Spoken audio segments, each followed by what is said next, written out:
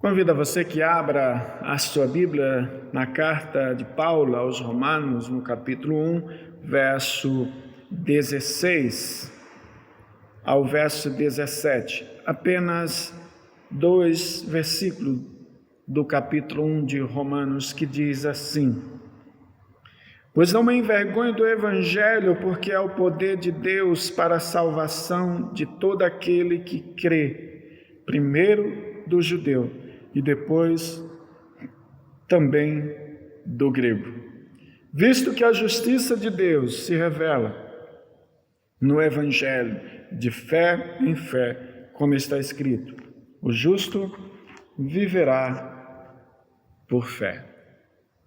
O tema do nosso sermão é o poder do Evangelho, sua natureza e seu conteúdo. Queridos, nós estamos vivendo um tempo em que o ser cristão é a coisa mais comum e natural do mundo. Antes, quando alguém dizia aos membros da família que se tornara crente, esse alguém deveria estar preparado para dali por diante viver em um ambiente extremamente hostil à sua declaração, à sua decisão. O ambiente, irmãos, era tão hostil que, pensando nisso, alguns pastores mais antigos até chamavam esses novos convertidos para assim os ensinar a lidar com esses novos desafios, os quais envolvia a questão comportamental do cristão, a sua nova natureza em Cristo e o conceito de justiça que ele tinha quanto à fé cristã. Tudo isso acontecia por conta do Evangelho. O Evangelho causava, irmãos, um verdadeiro reboliço na vida do indivíduo. É muito triste o que vou dizer, mas olhando para alguns que diz serem cristãos, a impressão que dá é que o Evangelho parece não fazer sequer cócegas em seus corações. São pessoas desacreditadas dentro do seu próprio lar, o que é muito triste quando nós vemos e nos deparamos com tais situações. Pensando nisso, eu quero compartilhar com vocês sobre o poder transformador do Evangelho e a sua natureza e o seu conteúdo e o quanto, irmãos, o Senhor tem a nos ensinar por meio da sua palavra. O poder transformador do Evangelho. Nosso texto começa com uma declaração que diz mais que o anunciado. O não envergonhar-se do Evangelho significa que Paulo está negando o seu contrário, ou seja, ele está negando qualquer forma de viver que não seja condizente com a verdade bíblica. Paulo não se envergonha do Evangelho. Paulo não se envergonha do Evangelho porque estas boas novas, conforme o texto diz, são o poder de Deus, cujo propósito e alvo do Evangelho são a realização da libertação ou salvação. Paulo foi liberto de quê, irmãos? Paulo foi liberto de si mesmo. O que isso quer dizer? Isso quer dizer que o conceito de fé para Paulo chama-se lealdade. Paulo era alguém extremamente leal ao Evangelho. O Evangelho fez de Paulo alguém leal a Deus, ao cristianismo. Pois é, em sua carta aos Tessalonicenses, irmãos, no capítulo 1, verso 1 ao 4, ele começa se mostrando estar feliz pela paciência e fé dos seus irmãos, que mesmo em meio às lutas se mostravam leais a Cristo. É assim que Paulo abre a carta aos Tessalonicenses. Queridos, junto à fé está a constante lealdade e fidelidade a Cristo. O que caracteriza o verdadeiro soldado do Senhor A fé significa crença, a convicção de que algo é verdadeiro. Em 1 Coríntios 15, 17, Paulo diz aos coríntios que se Jesus não ressuscitou dentre os mortos, a sua fé é vã, naufraga tudo o que eles tinham crido ou diziam crer. A fé é o assentimento de que a mensagem cristã, ela é verdadeira, ela é autêntica, porque Paulo não se envergonha do Evangelho, porque para o apóstolo a fé significa a aceitação total e confiança absoluta no Senhor. Significa apostar a vida de que há Deus, de que o Senhor é fiel. Significa estar absolutamente, amado, seguro que o que Jesus disse é verdadeiro. Mas não somente isso, é apoiar o tempo e a eternidade sobre essa segurança. Para os romanos, a fé deveria começar com a receptividade à palavra de Deus. A fé começa quando o homem quer, pelo menos, ouvir a mensagem da verdade e continuar com o assentimento intelectual, ou seja, com o conhecimento desta verdade. Primeiro, o homem ouve o Evangelho e logo concorda que eu mesmo é verdadeiro. Mas é preciso dizer que nem sempre o assentimento intelectual resultará em uma ação concreta. Muitos homens sabem perfeitamente que algo é verdadeiro, que a palavra ela é verdadeira, mas não muda suas ações para conformá-la ao seu entendimento da verdade. Por isso, o assentimento intelectual, ou seja, a sua declaração de fé, a nossa declaração de fé, só é verdadeira se tornar em uma entrega total, em algo que seja visível aos olhos. Quando a fé é totalmente amadurecida e verdadeira, acredite, o homem ouve a mensagem cristã, concorda com a mesma e logo se entrega a uma vida de tal submissão a esta mensagem.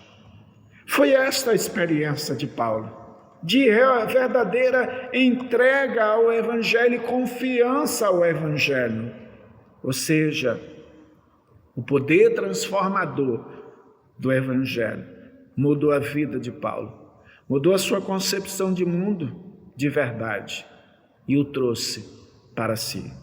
A experiência de fé de Paulo foi de uma verdadeira entrega ao Evangelho, uma entrega completa. Um homem, querido, obtém a salvação quando a sua constante reação individual diante do Evangelho é a confiança e crença de tudo aquilo que ele tem dito crer. O poder transformador do Evangelho fez isso com o apóstolo Paulo e tem feito isso com muitos. O poder transformador do Evangelho não se resume em um assentimento quanto à fé cristã, mas em atitudes práticas, que passa pela razão, que passa pelo coração. Em segundo lugar, não basta ter fé. É preciso conhecer a verdadeira natureza do que se está crendo. Eis aqui uma grande implicação para a vida de muitos. Não saber ao que se está crendo. A natureza do Evangelho, ele não é uma natureza corrupta.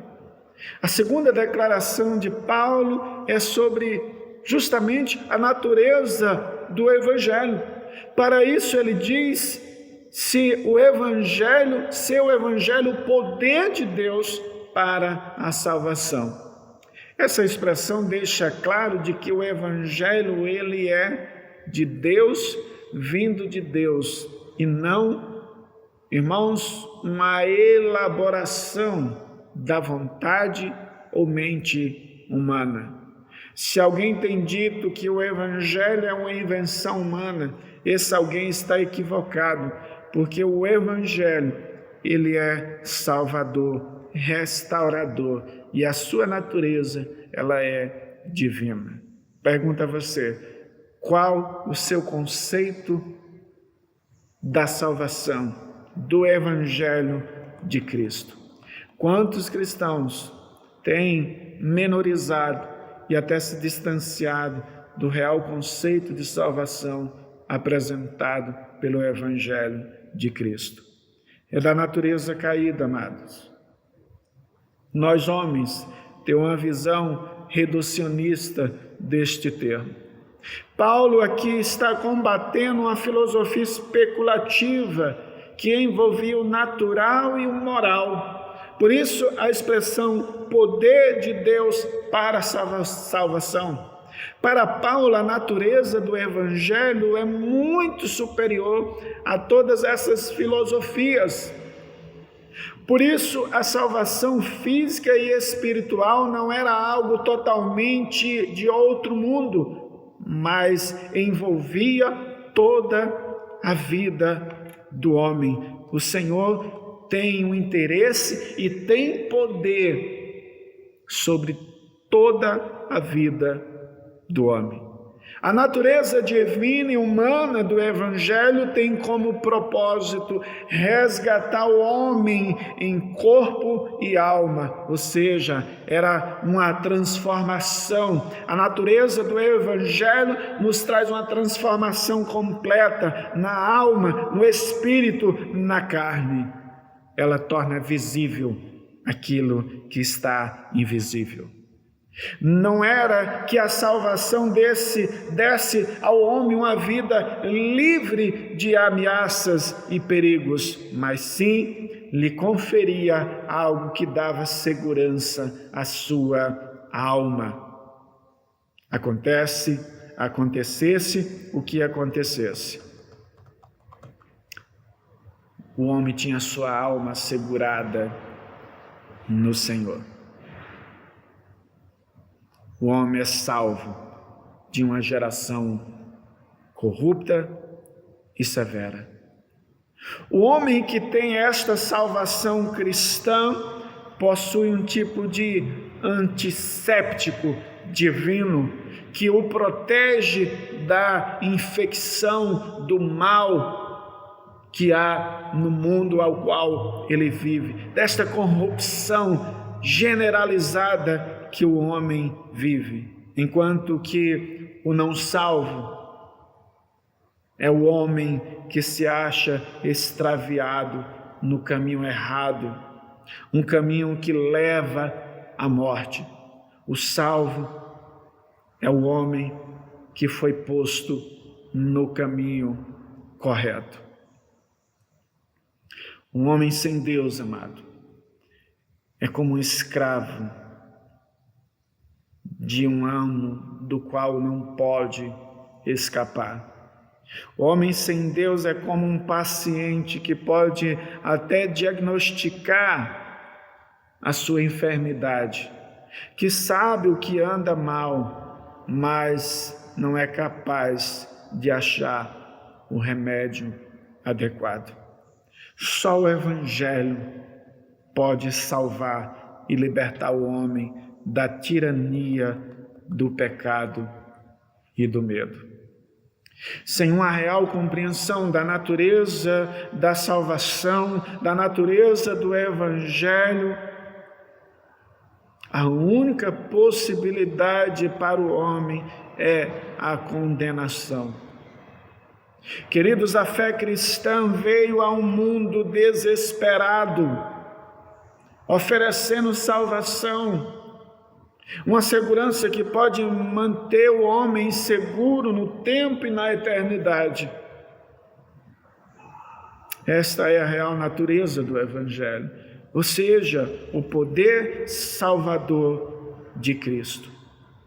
Por último, e em terceiro lugar, olhando para as palavras de Paulo, que é extremamente teológica, Paulo não apenas nos chama a pensar não somente no poder transformador que causa o Evangelho e na sua natureza espiritual, na sua natureza divina, mas também a pensar no seu conteúdo, o conteúdo do Evangelho. O conteúdo da mensagem de Paulo chama-se justificação. Em todo o Novo Testamento não há termos mais difíceis de compreensão que os termos aqui descritos por Paulo, esse termo justificação, justificar, justiça e justo. Nós estamos diante de uma notável declaração, visto que a justiça de Deus se revela no Evangelho, logo é por meio de Cristo que a sua justiça é revelada ao mundo. Sempre que pensamos em um mundo mais justo, nós somos obrigados a pensar no que Cristo fez por nós.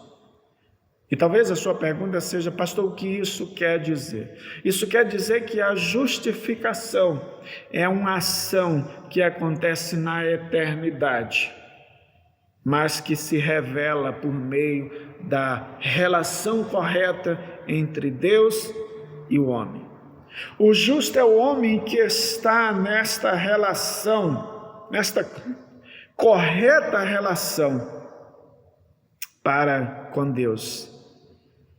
E aqui está o ponto chave. Não está nesta correta relação por algo que tenha feito, mas sim pelo que Deus tem feito por mim, por você, pelo homem de um modo geral.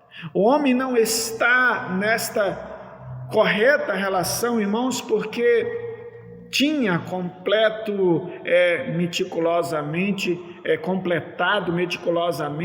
as obras da lei.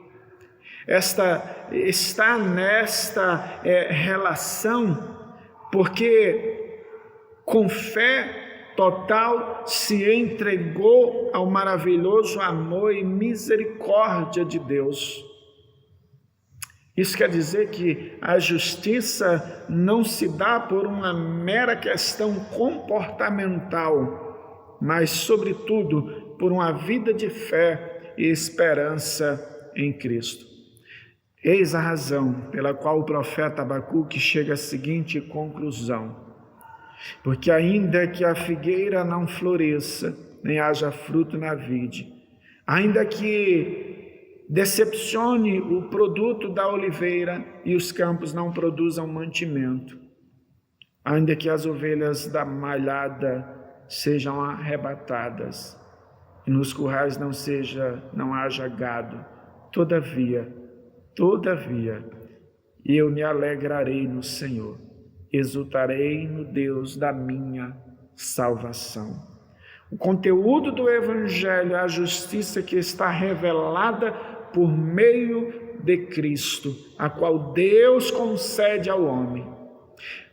Paulo destaca que a justiça é de fé em fé. Esta justiça que Deus cria vem ao cristão apenas por causa do seu Filho Jesus Cristo.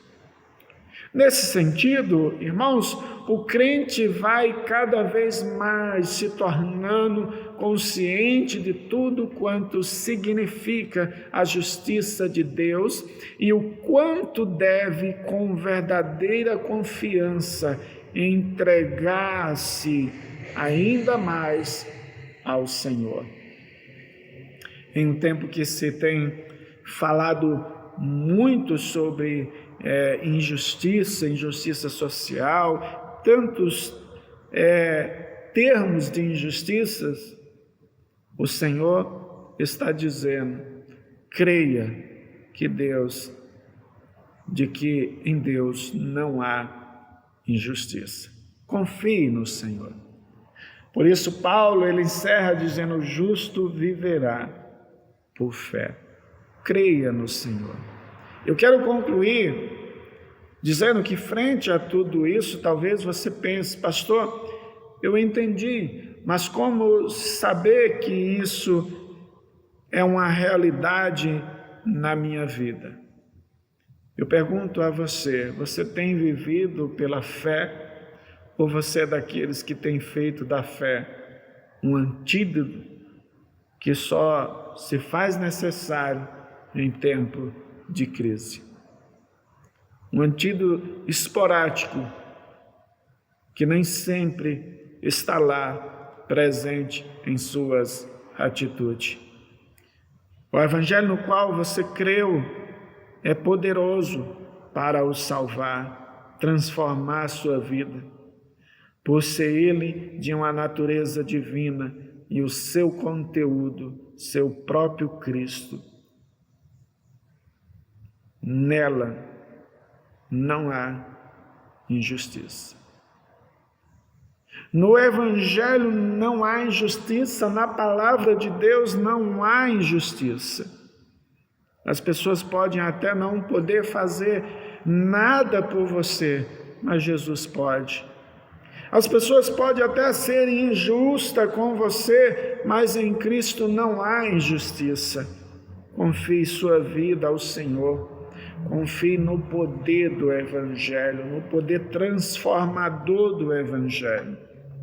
A experiência de Paulo foi essa. Literalmente, Paulo caiu do cavalo, caiu dos seus conceitos, abriu mão de tudo aquilo que para ele era verdade. Paulo abriu mão de tudo isso, porque o poder transformador do Evangelho alcançou a Paulo. Que Deus o abençoe, que você possa compreender esse poder transformador, que você possa, em nome de Jesus, ter esta experiência e poder assim viver para a honra e glória do seu nome.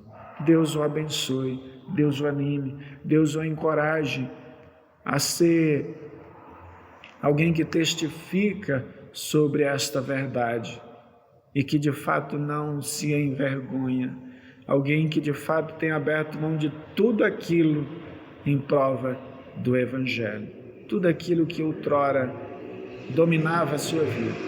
Que o Senhor o abençoe em nome de Jesus. Quero orar por você, quero orar com você, para que assim o Senhor o possa estar animando, encorajando você a entender mais e mais a graça revelada no Evangelho de Cristo, e que você possa, em nome de Jesus, assim como foi a declaração de Paulo, não me envergonho do Evangelho, que esta seja a nossa declaração em Cristo Jesus. Oremos em nome de Jesus. Bendito Deus e Pai, Salvador, gracioso, misericordioso. Obrigado, Senhor, porque a Tua palavra, Senhor, transformou a nossa vida. Obrigado, Senhor, pelo poder do Senhor sobre nós. Obrigado, Senhor, porque o poder do Evangelho transformador veio mudar a nossa cosmovisão de mundo, veio mudar o nosso coração, transformou a nossa mente. Bendito seja o nome do Senhor. Obrigado porque o Evangelho, o Senhor, nos alcançou e nos moldou segundo a Tua bondade, segundo a Tua vontade. Bendito Deus, pedimos que o Senhor, em nome de Jesus, nos encoraje, ó Deus, a tal declaração. Nos encoraje a viver pelo poder do Evangelho e buscar tão somente isso. Senhor, em nome de Jesus, que a nossa experiência quanto a tua palavra seja algo verdadeiro e visível a todos os homens. Deus, em nome de Jesus, nos dê uma semana abençoada. Abençoa o teu povo, os guarde em nome de Jesus. Derrama a tua bênção sobre a tua igreja, sobre aqueles que têm nos assistido, nos acompanhado, Senhor, em nome de Jesus. Tenha misericórdia, Deus, que sejam, ó Pai, impactados pela tua palavra, pelo poder do Evangelho de Cristo. Nós oramos, Pai, pedindo a tua bênção em nome de Jesus. E agora, amados, receber a bênção do Senhor. Que a graça do nosso Senhor e Salvador Jesus Cristo, o amor de Deus, o nosso Pai, e as eternas consolações do Espírito Santo de Deus, seja com todos vós, amados, e com todos vós permaneçam, para todos sempre. Amém.